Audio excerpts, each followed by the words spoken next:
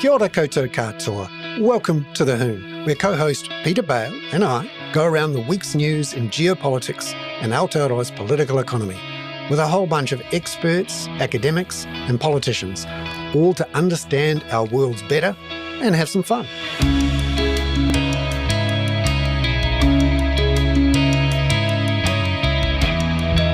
Tēnā koutou katoa. I'm Bernard Hickey. Welcome into the Hoon. It's great to see you with co-host Peter Bale. Peter, how are you in the middle of winter? Bernard, do we need to re-record your intro there? Because you just, this lately, I think you've forgotten how groovy our groovy music is and the right moment to come in. Not to criticise it at all, because it's lovely when you come in. Yeah, I'm sure everything can be fixed in post. Yes, we are very lucky. He does. Yeah, lovely Simon does do an amazing job in post, and I think sometimes our lovely YouTube watchers forget that they are watching the original rough and ready, the raw cut, the director's cut. Director's cut, which means it's always longer. Lovely to see you, Peter. We've got a heck of a show on this week because there's plenty of news around, and it's a bit of a climate special because not only did we have those awful storms in Nelson, but we've had the awful floods in Texas to think about, along with a bunch of climate news, which we'll talk about with Catherine and a couple of special guests later on, and there's plenty of news closer to home too. Yeah, and well, I mean, yet again, you've flipped our agreed running order, which is tickety-boo, of course. So we're going to have an extended climate section. Everybody likes Catherine, well, adores Catherine, in fact, and would love to hear more from her. So this is the week to do it, because there's some really serious, potentially quite fundamental climate stories that I think she's going to talk to us about that you're not really reading in the media, and I'm not sure why that is, or we'll discuss. Actually, we do know why it is, because we've talked about it before, that there are very few capable people to really grasp it. And we're going to have a slight reversal. We're going to have Professor Robert Patman from Otago University on earlier in the Catherine slot, and so we're going to reduce the international slot to some extent, although I have a few things where my soliloquies might come out, even though I know your soliloquies are what we do. Yeah, no, there's been an awful lot going on around the world, but also at home as well, particularly in the media sector. What do you think we should? Well, there's a couple of things, Bernard. So there's a couple of things, and they're all kind of interesting, and they go back over the last, for me at least, they go back over the last 5 years of being back in New Zealand, and one of them goes back to it's very nearly 45 years, and that is the closure of 15 of Stuff's local newspapers. The Western Leader, where I started when I was approximately 16. In West Auckland, and I think we had 5 reporters, possibly 2 dedicated photographers, although we all learned to be photographers. We had an editing team, and we produced also, I was mostly on the Western Leader, but we had a separate team on the Central Leader. Wow. And I was What was your first story? Can you remember what your first story was? I can't remember what my first story was, except that if you had warned me of this, I could walk into my office room just down the road and find the clip from that first story. It was probably something like an egg and spoon race in Ranui, or it might have been somebody's 50th wedding anniversary, but it might also have been the building of the John Waititi Marae with Peter Sharples, or it might, all sorts of stories. So that actually, very good segue, Bernard, because I learned a lot there. In fact, I would say, and I probably have said this before here, because I hate to do that old man thing of, I always say, because I don't.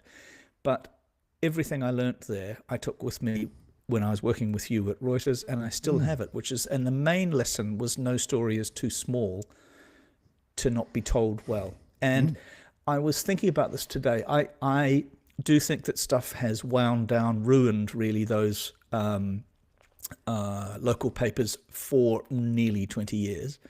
Under lockdown, I looked at the Rodney paper regularly to see just how bad it could be, and it got pretty bad.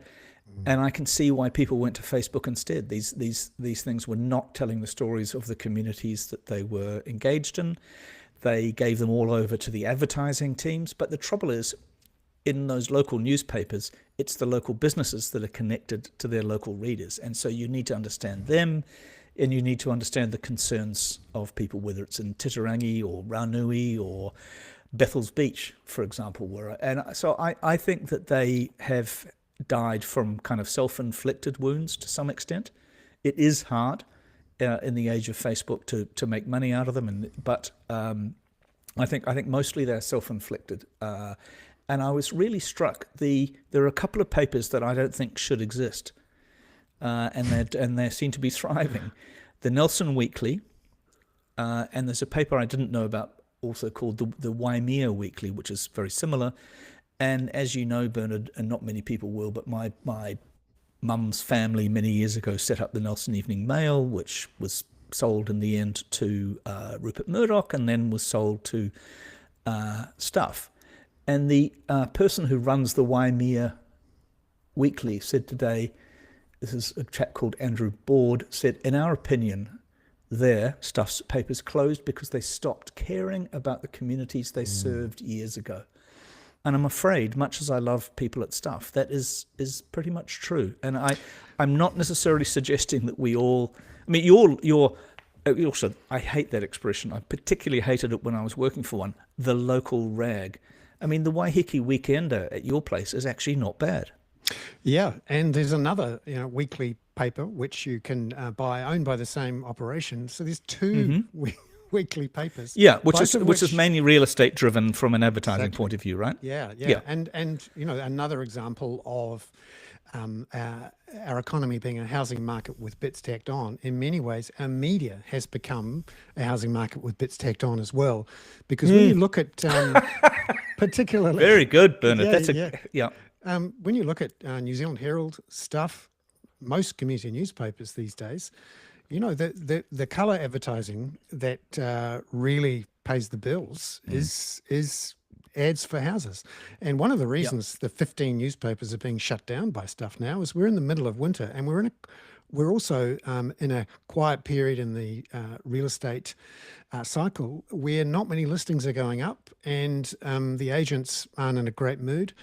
And also there's a very aggressive fight going on between Trade Me Property and One Roof online for these listings. Yeah. So this is the problem when you have a housing markets with bits tacked on. As the real estate market slows down, not only does your economy, but other bits and pieces attached to it. And I think it's at least partly to blame for the demise of these newspapers and the struggles that newspapers, particularly daily newspapers, you're are having. Absolutely right. But they've got to be engaged in their communities, even if it is, selling your architecturally designed house in Titirangi. But no, you're absolutely right, Bernard, and I can't really believe that you managed to bring in the housing market so subtly. Everything so the other media story that the other media story that I just wanted to mention, because not very many people that who are listening to us will know about it. But the company that owns The Listener, which is an Australian media company called R Media, which in turn is owned by a private equity company called Mercury Capital, which is owned by a chap who set up, I think, Sky TV in New Zealand, has yesterday announced to staff that they're selling The Listener and their other magazines. It's essentially what was the Bauer stable in Australia and New Zealand, which has gone through when Bauer, the German company, pulled out, I think, in 2020, just after COVID hit. So it's going to be very interesting. I mean, The Listener is doing better than it's done for years, from my point of view, partly because, you run my pieces from time to time, but it's also there. And so it'll be really interesting to see who wants media assets in Australia and New Zealand. Yeah, it's a big piece of news. The Listener is one of those publications which we all grew up with, which is again very relevant and doing things that others aren't. So it's fantastic to see. Robert, we've got an echo with you. If you want to just see if you can turn down wherever that extra speaker might be. Yeah, Bernard. You're still getting an echo? I think that might. Yeah, we are. Oh, sorry. That's all right. I'm able to. I have a feeling your computer speakers sound as though they're on, but Don't think they are. Shall I try again? I think yes. Okay, I'll be with you in a second. It's an unusually large echo. Thank you. Right. So, yes, we'll. Yeah, but so I think it's a really interesting moment. I mean, my sense of the listener still goes back to when it was in a lovely, quite big format, not unlike the London Review of Books. And I guess Finlay MacDonald was the editor at that time, perhaps. And you had still Tom very Scott. active now. I am going back to the 1870s, of course. Yeah, no. Tom Scott and many columnists for the Listener have done amazing jobs over the years. Finlay MacDonald's actually is doing an excellent job as the editor of The Conversation in New Zealand. It's now a must read if you want to get some real insight. And so you mean The Conversation? The Conversation New Zealand. Oh no, he's done a brilliant job with that. Yes. Yeah. So I think there are other places people have gone, and I actually hope and have my fingers crossed that some of those 15 titles that stuff is shutting down will reopen under local ownership. And it's interesting, you mentioned the Nelson. That's a good idea, yeah. The Nelson Weekly. Often these things, once a corporate drops it, a local, stalwart in advertising and or news will pick it up and just basically turn it into the local paper again. And we had this conversation a little bit, not that we ever repeat ourselves, but when NZME announced that it was shutting down some of its local publications, what seemed puzzling about that is that they hadn't done the negotiations before they announced it. And maybe there will be people coming up. I think their Topo paper got bought. Here's Robert. Oh no, hello. We still have an echo. Is that better? Oh no, we still have an echo. Oh. Let me see if I can help solve this. Yes. Forgive us, Robert. Sorry, and forgive us, audience, of course. No worries. People accusing me of out old manning you, Bernard, but that is because I in fact am older than you. Oh, that's getting better, Bernard. He's gone out again. Yeah. No, I've had to unfortunately let Robert go, and it's difficult to. We can't let Robert go. We love Robert. No. Hopefully he comes back. But unfortunately, his echo can't be turned off while we're recording. Which well, the good thing is, Bernard, also, I was just going to say about the listener to the people who are old manning us or manning me is that, I never miss Bradford's Hollywood. Boy, that was a thing. Bradford's Hollywood. We all used to care about that stuff. I wouldn't know who the stars are. Well, now I try to avoid Ricardo Simic, who is the man who does the Society About Time. A Society About Town thing for the Herald, which is just always filled with the ghastly Mowbrays and various other ghastly people. Not that I don't like billionaires. Some of my best friends are billionaires. Bernard, I mean, the overall picture at the moment with the closure of those papers by Stuff, with uncertainty about the ownership of the Listener, we've also got a review going on of TVNZ, and of course the RNZ has lost $10 million or so of funding. Yes, which I thought was David Seymour was very naughty to connect that with potential bias. I thought that was a really bad call. Yes. Robert, shall we try? Oh, he's gone. He's gone in and out, as it were. Let me just try again. I'm sorry about this, people. I might be able to fix this problem here. No, we can't change it while we're recording. Tearing out his hair. Such as his hair is.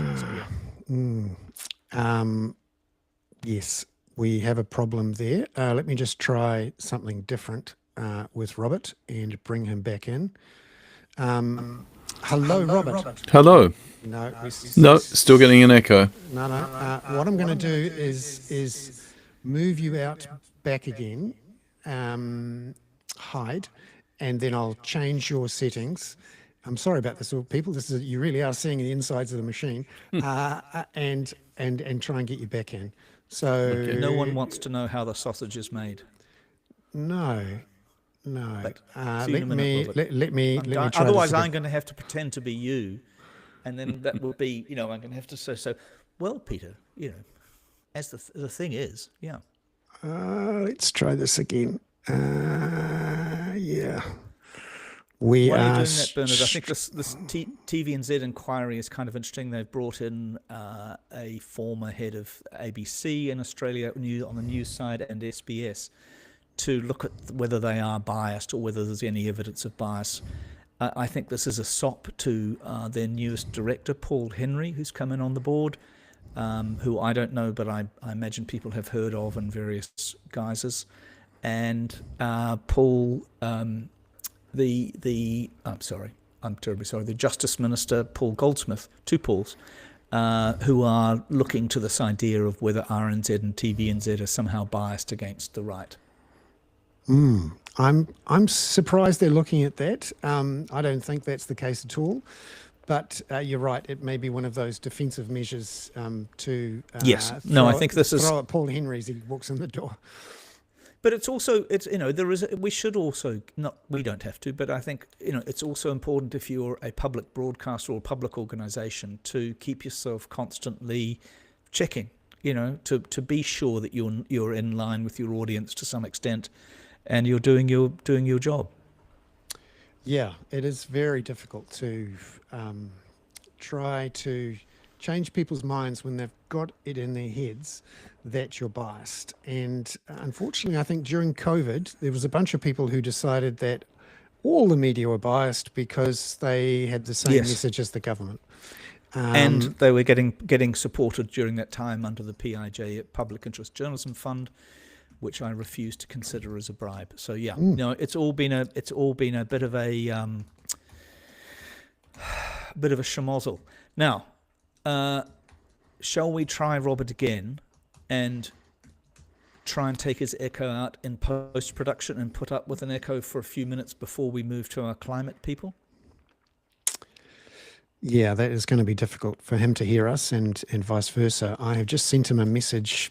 You really are seeing behind the scenes, people. I sent him a message to change. It's unusual, chaps. Change his output settings in his computer, which might solve some of these issues before we have Catherine to come in. Well, I changed mine today because one of the things that I was doing today, Bernard, just to fill in a little bit of time, which I'm sure Simon will find absolutely brilliant, is what do you think the story was that I was looking at 3 o'clock in the morning, as I always do when I wake up and read? It wasn't Trump. What was it? It was the sacking of Christian Horner, the chief executive officer of Red Bull Formula One Racing. Isn't he Red Bull? Isn't he the Red Bull? Exactly. He turned it from Jaguar into the Red Bull Formula One. He's, I think over 20 years they've won 14 championships. If it's a mix between drivers' championships and constructors. And as you know, I'm probably the only person in our sort of little group of, environmentally concerned people who actually cares a lot about Formula One, and it is fascinating. It's huge. I think it's prediction. It's more or less the end of Red Bull for at least 5 years, because next year they were intending to launch go into the 2026 season with a new engine created by themselves in Red Bull powertrains with Ford, and I simply can't see how they can manage that momentum without him. And then it's going to be interesting to hear eventually why he left, which is probably around the Verstappens, Jos and his son Max. And so I think but it also may go back to his naughtiness with his personal assistant and his persistent harassment of her, which was found to be not based, but really very much led to the departure of his main designer. So there we go, Bernard. I've been filling in space there. Yes. Shall we try? Hello. Is it working? Hi, Robert. We do have an echo. Oh dear, I did adjust the settings as you suggested. Yeah, unfortunately. So, Robert, let me ask you a question, and we'll all shut up and see if poor old Simon can filter this out. Because one of the things that we wanted to talk about was what I'm calling the Trump blowjob, which is a little bit like the the taco Trump always chickens out.